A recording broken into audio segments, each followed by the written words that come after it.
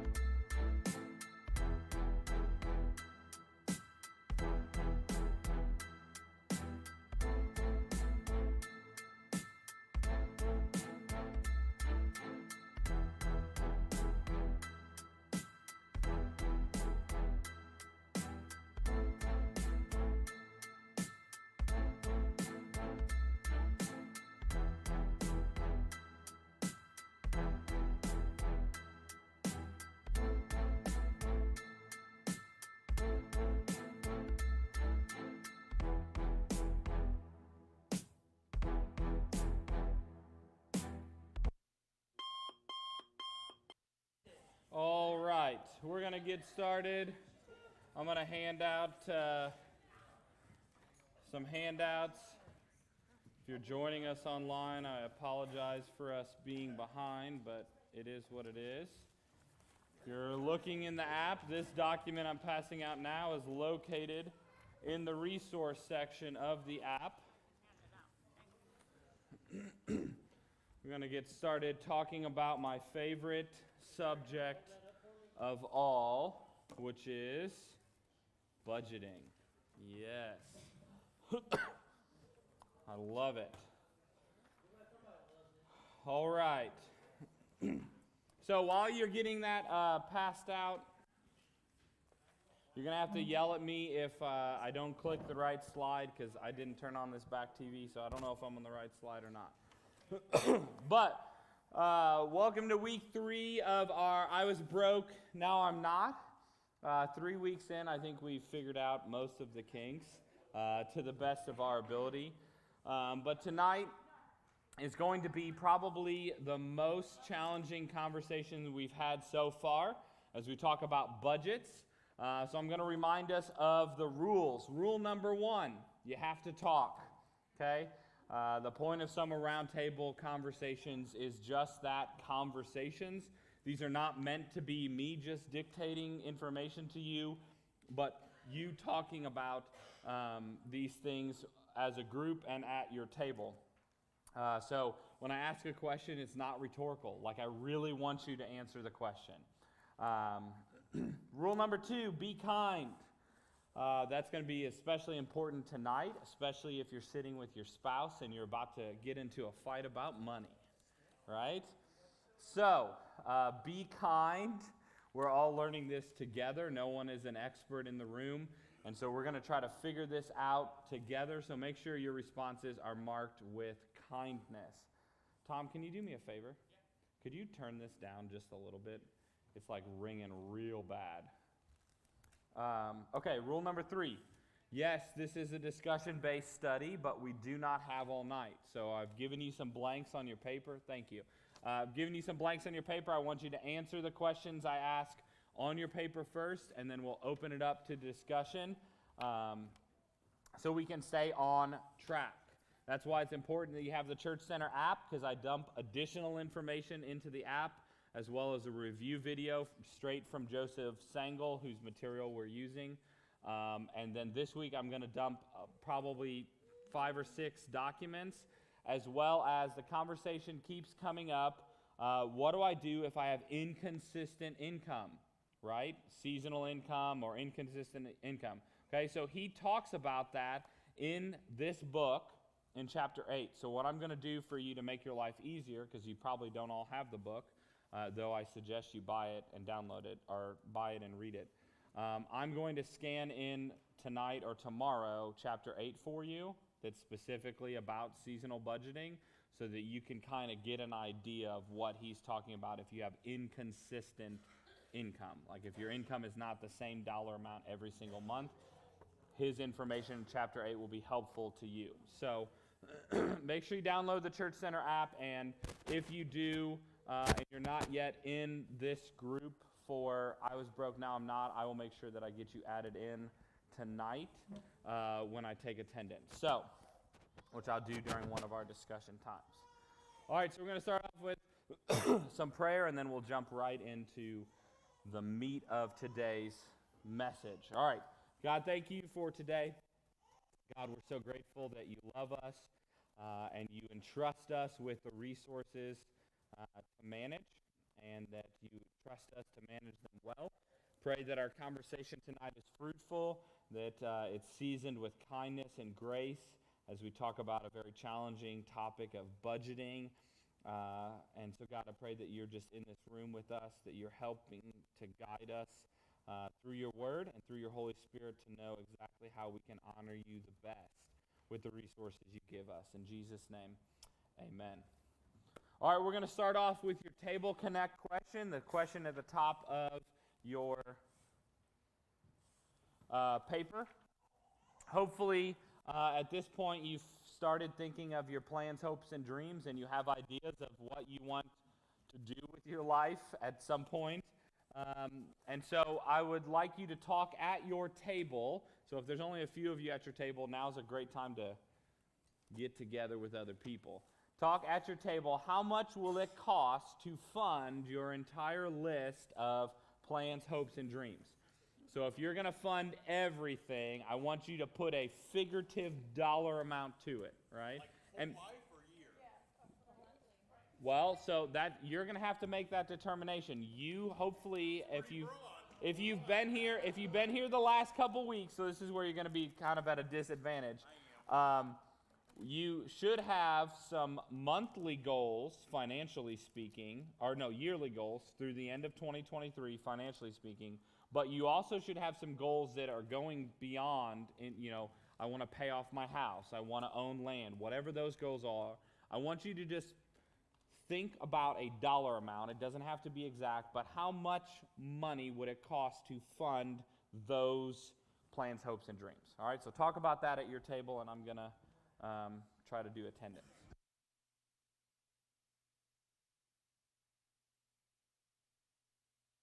And if we don't have enough handouts, I did hit print on 5 additional copies, so if we don't have enough handouts, I have more in the office. You still need one? Do what? Huh? Sure, infinity amount of money?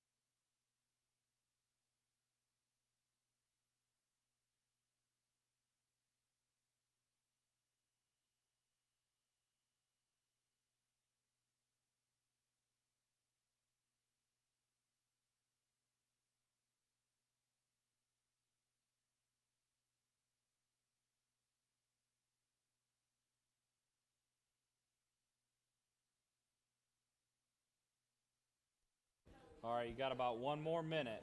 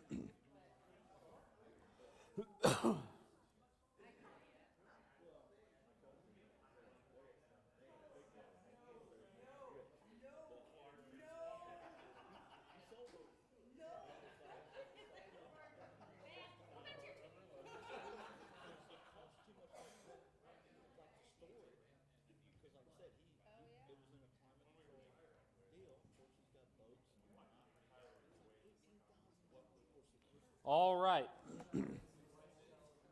Hopefully you figured out how much money you need and it's not too crazy, but here we are. Do I want banana pudding? Oh, I did not get some. No, I did not. No one is allowed to touch the banana pudding. Okay. Have you ever tried, this is a all of us discussion, have you ever tried budgeting, and why did it work or why didn't it work? Have you ever tried budgeting?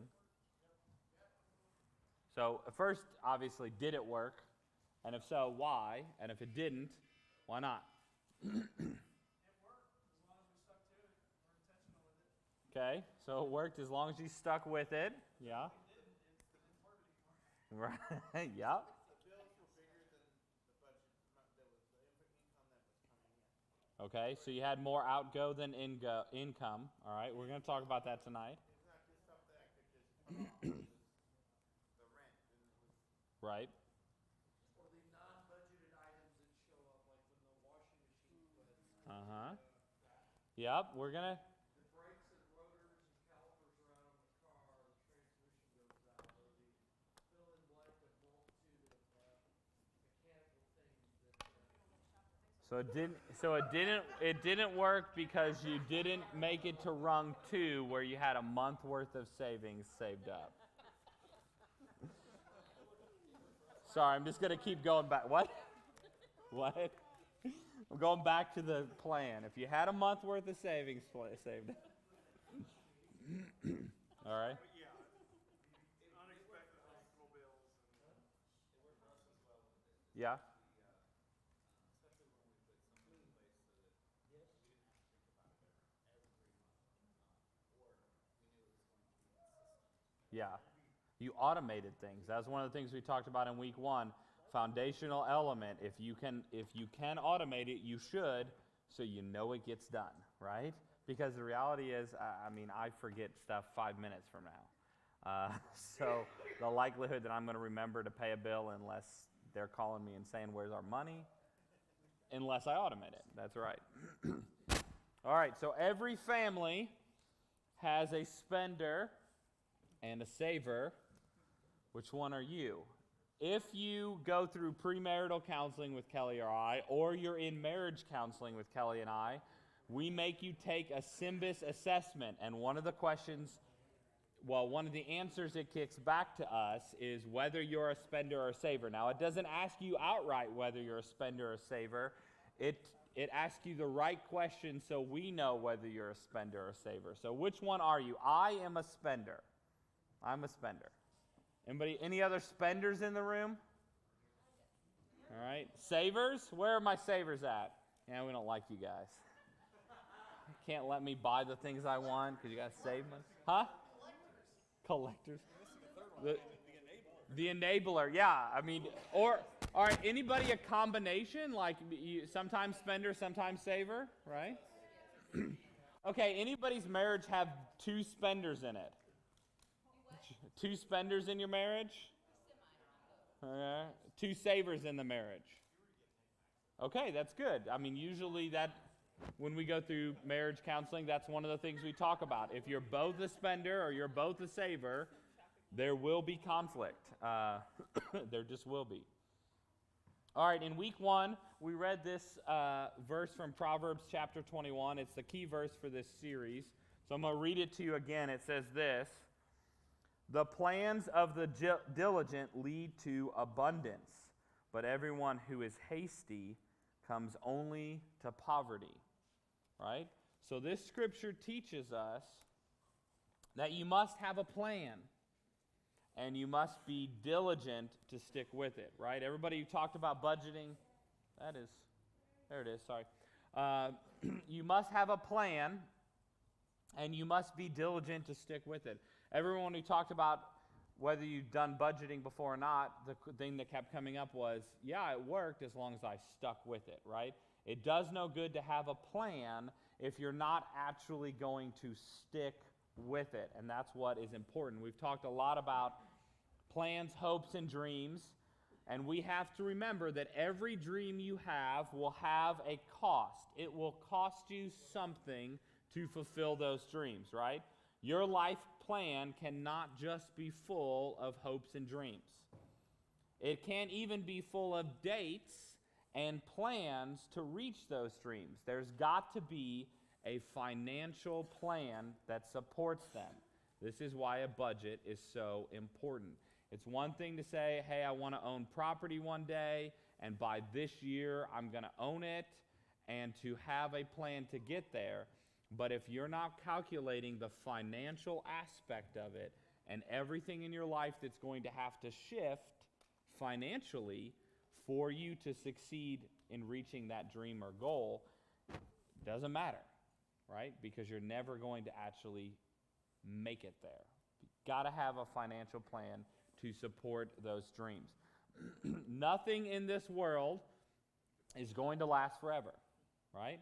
You can't take anything with you when you die, and so your money is finite. It is limited, right? At some point when you die, that's all the money you'll ever have owned. And when you die, everything you own will go to someone else. It will go to one of three places. It will go to the government, it will go to your loved ones, or it will go to people that you really rather it didn't go to, but you didn't plan ahead enough to make sure that it happened. Yes? What's the difference between number 1 and number 3? Well, I mean, they could be the same person. The government and people you don't want it to go to could be the same person. Yes? You could. I don't suggest that because your family will pay the price for that, and you're not going to do anything with it. It will just decompose with your body. You could Viking funeral it.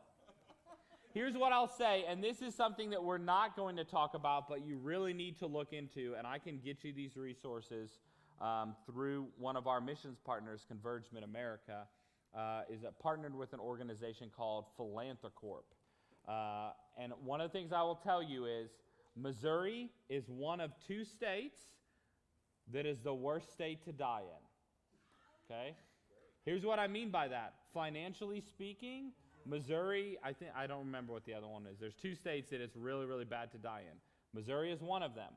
If you do not have a will, a end-of-life plan, I mean, you got to get all of that figured out. And so Philanthrocorp will do all of that. Kelly and I are going through that right now. That's one of the benefits of being part of Convergement America and having that partnership is we're doing a trust for our kids. We're doing a will. We're doing all of those things.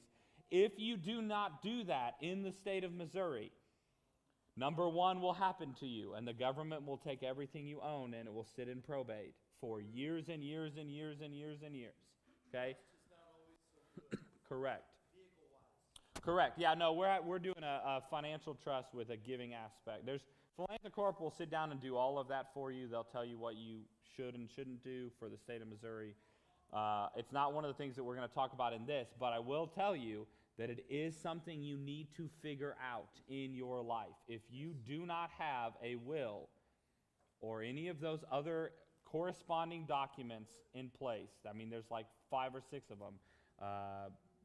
What happens when you go to the hospital? I don't know what all of them are called off the top of my head. A living will, yes. You need power of attorney. You have to have all that spelled out. If you do not, in the state of Missouri, your family will pay for it, okay? So, do what? I can't remember what the other state is. When we sat down and met with Philanthrocorp, I was going to say it's in the South. It's not a northern state. You would think it would be a northern state, but it's not. I think both of them are very conservative states. But the probate laws in the state of Missouri are horrendous. Okay? So you got to get that figured out for your family's sake. All that to say, you only have a limited amount of money. You're not going to have an unlimited, unless you find a money tree, and if so, I will be coming to your house and forcibly taking 10% for the Lord. Maybe I'll take an extra 1% for me, finder's fee. Yeah, so if you have, maybe you can pass around the wealth, little shoots off of it. There's no such thing as a money tree. Money is limited. You're going to have a limited amount of resources your entire life. What we want you to do is maximize every dollar that you have. So the question is, what can you do to make up the difference in your budget if your expenses are larger than your income? Okay? If your expenses are larger than your income, what do you do? Go find another job. Okay? Second job. That's an option. Cut your expenses. Spend less. Yeah, cut the expenses. Got your priorities. Okay? Reprioritize things. Absolutely. Marry a sugar daddy. I hope not. All right. Well, if you're already married, I guess you're up a creek there, because I don't know any sugar daddies that attend our church. They're real sweet guys, though. Yeah, I mean, they're real nice, but I don't know any of them who are independently wealthy. Look at other options. Okay, look at other options. Like what other options? Like if you want to buy a motorhome, maybe you could look at the options of renting one instead of paying for a motorhome and the storage and the insurance and all that goes along with it. Okay, yeah, so look at other options. Maybe it's not owning something, it's renting it, or and That's straight from the book of David. there you go. See, she's getting wisdom at the table. Consolidating debt, okay, how so? How do I consolidate? We're going to talk about that next week, but debt. Sometimes I know when you consolidate it down, you can eliminate some of the recurring Yes. charges that come with it, so that will eliminate some of the expense each month. Yep. Yeah, and sometimes when you consolidate, you pay less interest in the long run. You pay less over time. Yeah. So that is why budgeting is so important. The goal of having a budget is to maximize every single dollar that you make. When you give every dollar a name in your budget, you don't spend money on things that are useless. Now, what you determine is useless might be different than what I determine is useless, and that is okay as long as your budget is an easy budget, okay? We cannot make decisions on other people's budget, okay? It's a big temptation for us, right? We look at other people and go, man, they're just wasting their money. Well, you don't know what kind of money they have, right? Way deeper pockets than you or me. Yeah, I mean, you never know, you know? I'll give you an example. When my dad passed away, he had a ton of stocks in a certain stock that seemed like, why do you have all of your stocks in one stock? And then we found out how much it was paying in dividends, and we went, okay, now it all makes sense. It's paying enough in dividends that it doesn't matter that the stock is flat. Do what? No, I mean, yeah, no, it's not Bud Light. But you cannot make decisions about other people's budgets, and other people cannot make decisions about your budget. As long as you follow the easy budget plan and stick with it, you're going to maximize every dollar you make. Now, your budget will allow you to spend your money before the month begins, before the money comes in. Okay? Now, I know that sounds counterintuitive. I'm going to spend the money before I have the money, okay? But it will make sense if you have achieved rung number 2 and you have a whole month worth of your income saved so that you're paying at the beginning of the month all of your bills so that as the money comes in, you're putting money away to pay for next month, right? Now, it's going to take time. It's not going to be easy, and it's going to take diligence, okay? So why do you think it might be important for your spending? Why do you think it's important to plan your spending before the month and money comes in? Why would that be important? That's kind of worded a little weird. Okay? What do you, give me some more clarity.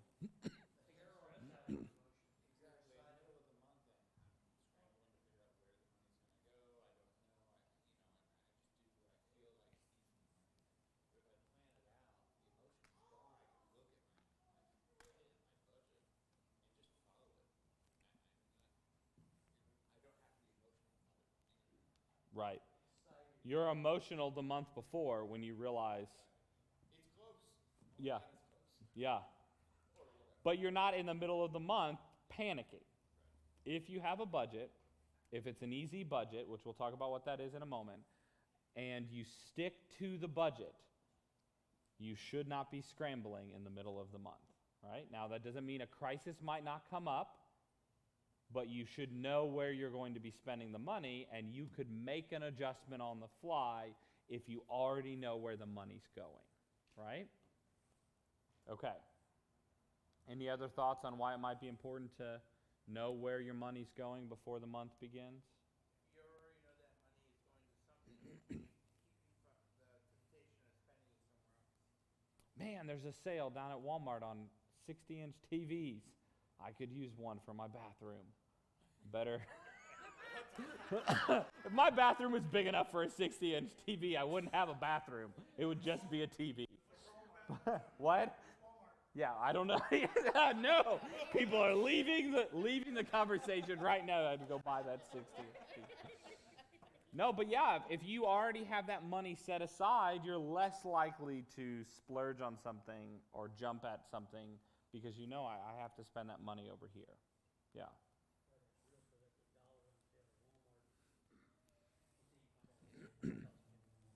All right, other thoughts? There's also a sense of security. Okay. Safety. You know, I got this money. Yeah. It might be tight, but I got it. Right?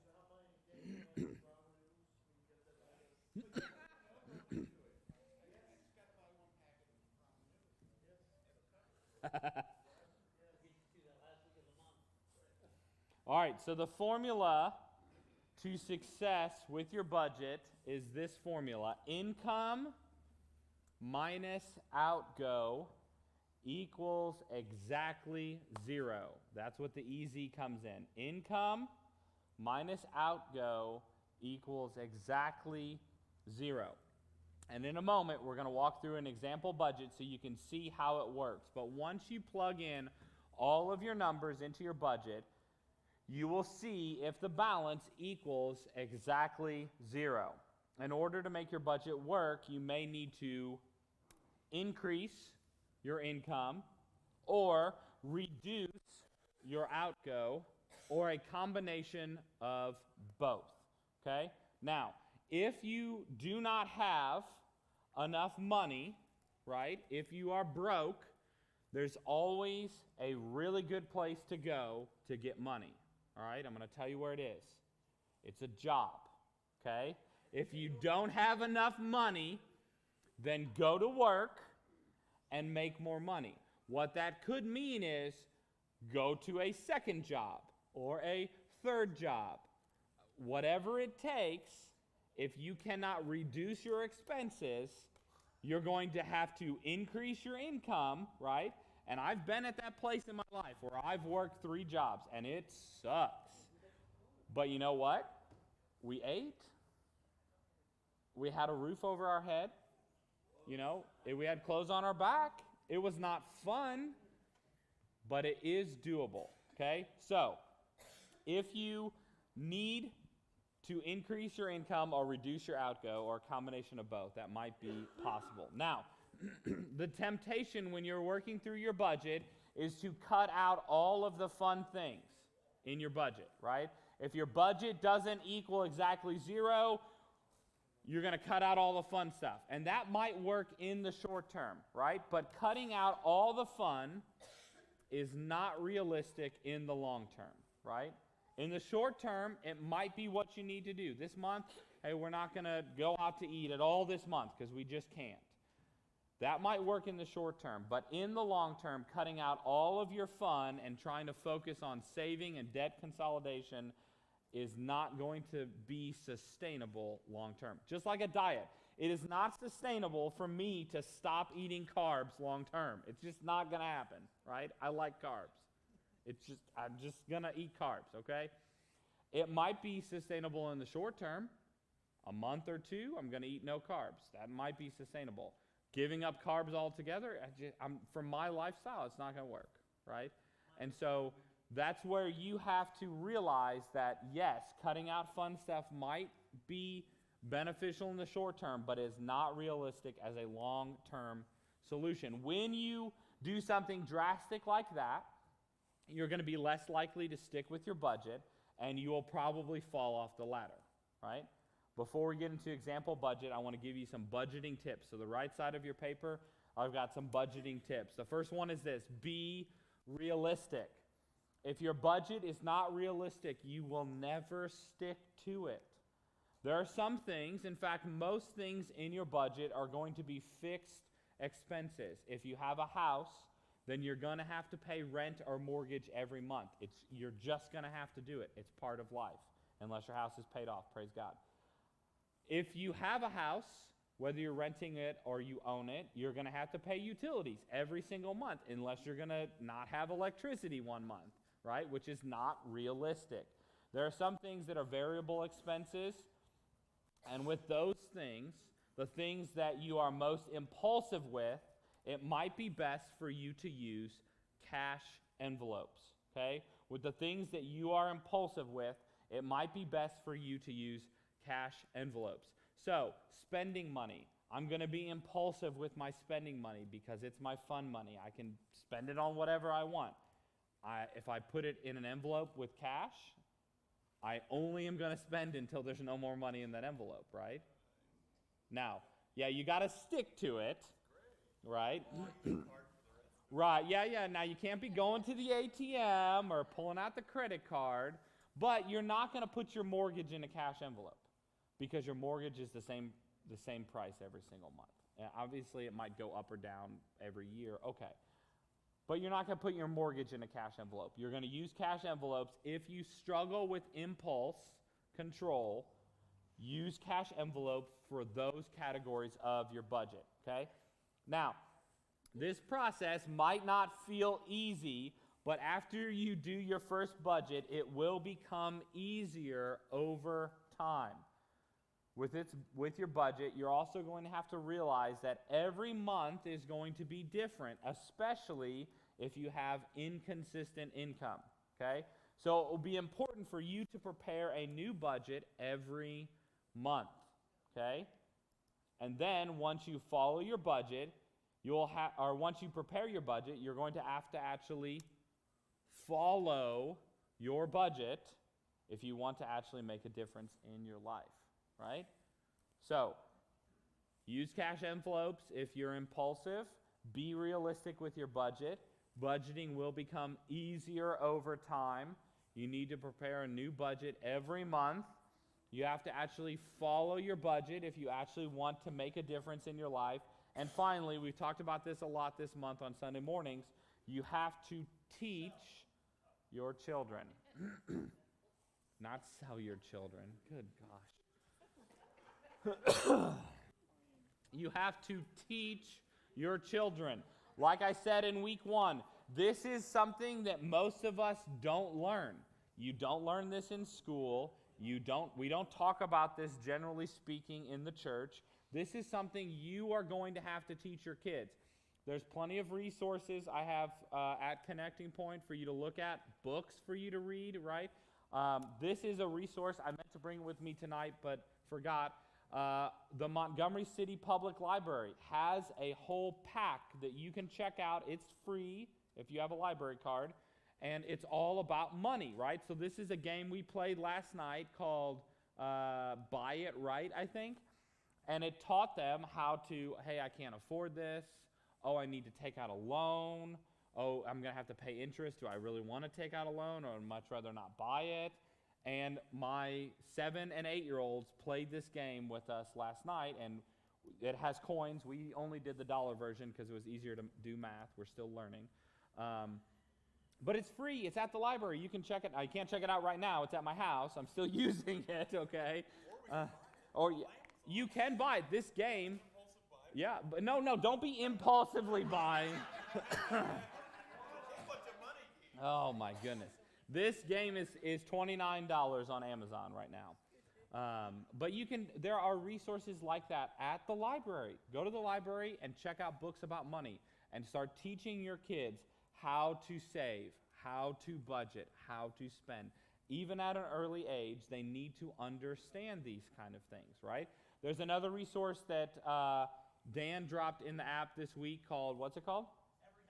Every Dollar, which is a budgeting tool. And I know Kelly dropped in the app this week the, I can't remember, the green light cards. And they're debit cards, and those debit cards have the ability to save, invest, and spend, right? And you as the parent can control how much money goes on them. You can track all the expenses. You can use something like that to teach your kids these budgeting skills. But it's going to be important for you to teach your kids this, because if you're just now learning this, you can guarantee your kids don't know, right? And it's important for you to set them up for success, okay? So we're going to go through a sample budget so you can see how it works. So you need to open up to this section of your thing, of your handout. We're going to go through a sample budget, okay? So this is what it looks like. I'm going to put it on the screen, and we're going to walk through every single step of this budget, and then you're going to have an opportunity to start working on your budget, and the hope is by next week, you'll have the month of July planned out, okay? So we're going to start with income, all right? So income is your take-home income. This is the amount that you bring home for the entire month, all right? So in this example budget, the take-home income is $4,000, right? So go ahead and write that in. $4,000 is our sample income for this budget, all right? Now, the next category on our budget you'll see is charitable gifts. Yes? Okay, so you're doing income. Uh-huh. Are you talking about for your gross? Take home, after you pay taxes. Take home after tax. What shows up in your bank account? I'm not even sure, look, I figured out, Well, you have taxes taken out of your check, right? yeah. So whatever your paycheck is your take-home income. Yes, you might have to pay taxes at the end of the year because you didn't calculate it right on the front end. We'll talk about that. That's something you need to plan for. But if you have taxes taken out of your check, which you should, After taxes, what's your paycheck stub for 40-hour week? all right, I'll ask you this question. It's going to be super personal. At the end of the year when you file your taxes, do you owe money or get money back? This year I owe money. Okay, so that means you didn't calculate how much needed to come out of your check, right? But every single week when you get a paycheck, they already take money out of it, your Social Security, your Medicare, and your taxes. So whatever that check, dollar amount that's on the check, that's your take-home income. Yes, you might have to pay taxes, but that's going to be a calculation game that you're going to have to, yeah. Does that make sense?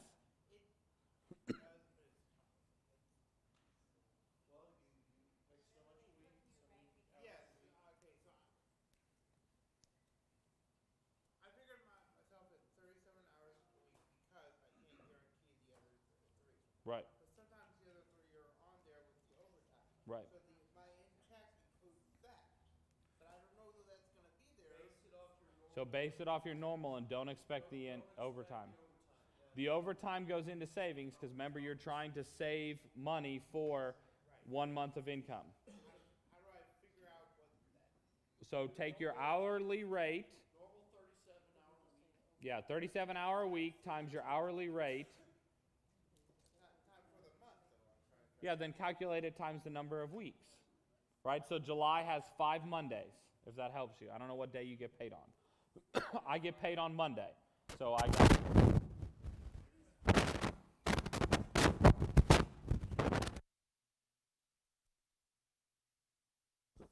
Okay, so I get paid every Monday, so I calculate my check times 5 weeks because I have 5 Mondays in the month of July. So I figured out the gross. I'm having a hard time because I don't know what the tax takeout is. I don't know what. So look, open up, do you have your bank account app on your phone?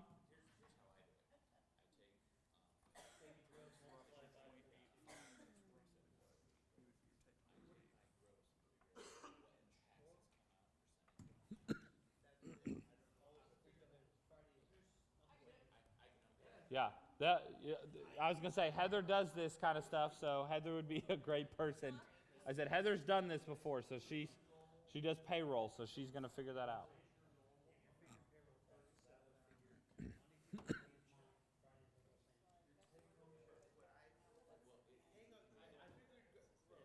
All right. Hey, so listen, we're gonna get to your individual budget in a moment. So let's work through the sample, and we'll figure out what your take-home is for the month. We'll help you figure that out. Okay. So for this example budget, take-home income is $4,000. The next item down is our charitable gifts, your tithes and offerings. All right. This is the first category on your budget, the first outgo that you're going to spend, because a tithe is the first 10% of your income, right? A tithe is a portion, 10% of your income, given as an offering to your local church, okay? The word tithe literally means tenth in Hebrew, okay? Now, Leviticus 27:30 says, every tithe of the land, whether of the seed or of the land or of the fruit of the trees, is the Lord's, and it is holy to the Lord. Okay? Proverbs 3:9 says, honor the Lord with your wealth and with the first fruits of all of your produce. So these verses are saying that we are to give a portion, specifically a tenth, of whatever we make back to God. And first fruits is a biblical way of saying that it should be given first before you do anything else with your money. Let me give you an example, okay? Now, if you watch the review video, he uses Oreos, but Oreos are gross, and Chips Ahoy's are better, okay? So let me give you an example, right? So I have this brand new package of Chips Ahoy, right? And I'm going to give this package to someone as a gift, right? I'm going to give this to you. I'm going to provide you with Chips Ahoy, okay? Now, that would be like me saying, hey, I'm going to give you these Chips Ahoy, but hey, because I provided it for you, I need 10% of the Chips Ahoy back, right? But you say, no, these are mine now. He's counting them. He's counting them, right? So that'd be like you saying, hey, no, these are my Chips Ahoy. You gave them to me. They belong to me, so I get all of them, right? Right? So we talked about this. We've talked about this every single week. Everything we have is from God, and he calls us to be the managers of it. We don't own anything. Now, I know we like to say the word we own. I own a house, I own a car all the time, but it's not your car, it's not your house. It belongs to the Lord, and you're to manage it well. And so if you give this package of cookies to your kids and say, hey, I'm going to dad tax you, I need 10%, which I do all the time with my kids. I get the first bite of every ice cream and popsicle and all of those things, right? And they say, no, this is mine. I get to keep it because you gave me all of it.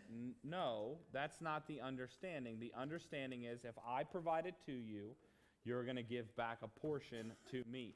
That's how tithing works. Now, you can't keep my cookies. I'm really going to eat those later, all right? Wish I had some milk. I'd start eating them. That was an impulse buy. Don't judge me. Okay, so the Bible explains that tithing is an important part of our faith for those who follow God. Your tithing should be money you set aside first, which is why charitable gifts is the first category of our easy budget. And when you tithe before making a plan with the rest of your money, you're making it a priority rather than an afterthought. You're giving your first fruits rather than your leftovers. So we're going to give a tithe with this budget. We're also going to give an offering, right? So we're going to give $450, right? So a tithe would be $400. We're going to give an offering of an additional $50. Now, the next category on your budget, yes. Shouldn't that be off the gross instead of the net? Don't begin particular here. We just had a conversation about what was gross and what was net. Don't confuse us, okay? Now, the next category of your easy budget is your savings. On this budget, we've called it the emergency fund, and this is rung number 2 of your ladder. 1 month worth of expenses. This is what the emergency fund is for. Remember, it needs to be at least $2,500 in this budget. The goal to complete rung number 2 would be $4,000, right? $4,000 is 1 month worth of expenses, And so I'm going to budget $300 towards my emergency fund this month. Okay? All right, now next comes your mortgage and rent. Okay? So that is $950. Okay? Your electricity and gas is $200.17. And your water is $25.45. Now, all of these are fixed costs because you pay about the same amount every month. Some utility companies will even let you call them and set up budget billing, which will make your bill the same every month based on an average, okay? Now we're going to roll into our cell phone, which is $98 a month. Our trash is $25 a month. Our cable and streaming services are $50 a month. And the final expense in this section is your auto insurance, which is $75 a month. Again, all of these costs that are in blue should be fixed costs, and they're usually about the same every single month, okay? Now we're going to move into variable cost. These can change every month, and so because of the cost of things or the needs that you might have for that given month, all right? So we're going to set our groceries at $500 for the month. Our dining out category is $200. Our gas is $200. And our entertainment, because we're going to go to a basketball game, is $74. We know that one pretty specifically, right? Now, our car needs an oil change this month, so we're going to put $51.67 in our car maintenance fund. That's what it's going to cost for an oil change this month, so we're going to plan for that. We also need to get the kids some clothes, so we're going to plan $100 for that. And then we're going to set our spending money at $200. Okay? So, again, this is an example budget. This is not my budget. This is just an example. Okay? The final section of our easy budget is debt. Okay? So the blue section should be your fixed cost. The orange section in the middle is variable cost. The bottom section in red is your debt. Our car payment is $378 every month. We're going to have some medical bills we've got to pay for, so that's $165.14. Our monthly student loan payment is $150, and our monthly credit card bill is $175, right? So now we've got everything figured out in our budget, and now we're going to add it all up. So our total outgo is $4,367.43. Okay? So does our budget equal exactly zero? No. So here's the question. What should we cut? Okay? So let's look back at your budget. Can I cut my mortgage? No. Can I cut my gas and electricity? No. Can I cut my water? No. Can I cut my cell phone? Okay, maybe. Can I cut my trash? No. Can I cut my cable and streaming? Yes. Okay, all right. Can I cut my auto insurance? No. You cannot. We'll talk about yeah, my auto insurance is not $75 a month. This guy's getting it real good. So there are a few things in our fixed costs that we can adjust if we want to, right? We could drop our cable and streaming. We could also drop our cell phone if we needed to. Can I cut my emergency fund? No. Can I cut my charitable gifts? No. Okay, so now we got to move down into the orange category, the variable cost. Could I spend less on groceries this month? Maybe. It depends, right? But there are some resources that you could utilize if you have that certain threshold. There are resources out there like food stamps. We have a food pantry. There are things you can do to help cut your grocery bill if you have to for this month. How about dining out? Yes. Okay, so, well, let me ask you, can I eliminate it? I know I've got to take kids to baseball games 2 times a week for the next month, right?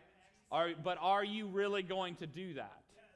So that's what, so you could for a month, but that's where you have to ask that question, am I being realistic, right? Could I do this for a month? Sure. But are you going to completely cut dining out? No, that's probably not realistic. We could cut it back, sure. Okay? What about gas? No, you're gonna drive that much. It is what it, you could walk to some places, not really in our community unless you live in town, and still even then, it's gonna be hard, right? Okay, what about entertainment? Can I not go to that basketball game? What if I already bought the tickets? What? Well, yeah, but we're going with I paid tickets for it. A real game, right? What? Get stadium food or souvenirs. Right? Okay. So I could cut back on my entertainment. Could I cut my car maintenance? All right. Now, so here's the question, right? I know I need to get an oil change this month. You could do it yourself. You could. Hey, what if I asked a friend? Hey, Clint, could you help me change my oil? Sure. And it would cost me less than $51.67 because I'm not paying you labor because you're helping me. I don't know. I think some of these places have cheaper oil than what Okay, so there might be an option there though, right? I could do it myself. I could have someone else help me, or if I'm in a pinch, could I push it out for another month? Probably could push it out for one more month, right? Okay. What about clothing? Can I cut my clothing? My kids need clothes, man. Goodwill, thrift store. Hey, I have friends that have kids who are their kids are one size bigger than my kids, right? Maybe we could trade clothes, right? They're going to give me some clothes. I'm going to give my kids clothes to someone else, right? So there are options on the clothing. What about spending money? Okay, do I cut it all the way out? No, but I can cut it back, right? You increase it.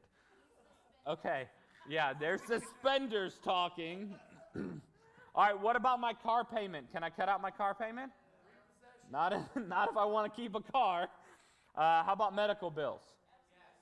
Yeah, I wish we could cut out medical bills, but hospital's going to come a-calling, right? Now, the question is, remember what I said in week 1, never pay a medical bill until it's 90 days late, right? Because they're going to adjust it anyway, and that's going to make you feel real scared, right? I'm going to have the red bar on the top of my thing that says we're going to send you to collections. Then you set up a payment plan, right? Because your insurance is going to adjust. It's going to adjust. And if you start paying it off or pay it all the way off in month 1, you will absolutely pay more every single time. It might be negligible. It might be $5 more, but it will be more because insurance takes forever to finally clear. Okay? What about my student loans? Am I going to not pay my student loans? You could defer them, right? All of my student loans are sitting in deferment right now. Right? Depends on what type of deferment you put them into. Yes. Yes, I was going to say deferment could cost interest. It depends on what type of deferment and what the reason is. Whether it costs interest. Mine are current. Some of them they always have interest. Correct, depending on what type of loan you have, yeah. My loans that are sitting in deferment right now are not collecting interest currently. What about your credit card bill? Am I not going to pay my credit card bill? You could pay the minimum if you had to. You're going to pay for it in the long run, and that's why it is important for you to do this. I'm just saying. Okay. I would take the emergency fund just because you're going to pay interest on that credit card bill. This looks like a minimum payment to me. It probably is a minimum payment. Use some of that emergency fund. Get yourself out of that interest right away. See, Yes, but if you cancel all of your debts with no emergency fund and then crisis happens, what do? Swipe, swipe, swipe. Yes. And so that's why rung number 2, and you'll see this in the documents in the app. We'll make sure you get them. What is that? It's called Church Center. And there's actually physical copies of these at the Resource Hub for week 1 and week 2. But rung 2 on the ladder is you're saving 1 month of expenses so that that's your emergency fund, so that you can pay all of your bills 1 month at a time, and then you worry about debt, right? So the way the ladder works is set your goal, build a month of emergency, start investing, then rung 4 is canceling all your debt, so that you have something to fall back on. So yes, could you cut your emergency fund for a month and it not kill you? Yes. But are you going to prosper in the long run? No, because something will happen. It will happen. And so that's why there are other areas you can cut. There's ways you can get creative with this if you have to. But your budget has to equal exactly 0. Okay? So I'm going to put the homework on the screen. It's also at the bottom of your page. Here's what you need to do before next week. And then we're going to start working on your individual budget. Okay? So you need to watch the review video and engage in discussions in the Church Center app. I'll drop that in the app tonight. Complete and bring with you a July easy budget for your family. So you need to do this for the month of July because it is the month of June. And next week it will still be the month of June. So you're going to finalize that budget. So next Wednesday you're going to come in with your July budget ready to go. Okay? Then you're going to create a wants and needs list for your family, and there's going to be a helpful article for that located on the Church Center app. And then the last page of your document is I want you to consider, if you're not currently tithing, a 90-day tithing challenge. And that's kind of laid out on what that is here and how that works. Okay?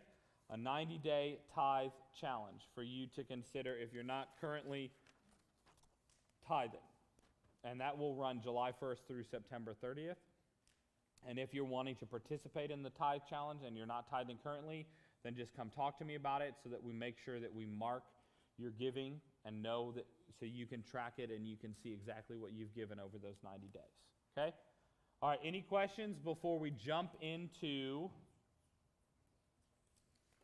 you working on your individual budgets, right? This is all of the teaching section is done for tonight, right? You have everything you need to start on your budget right now. Hopefully you have an idea of what your income is and your outgo is, so we can start putting it on paper. If you have an electronic device, I dropped the Excel spreadsheet in the app so you can actually access, let me see if I can pull up mine.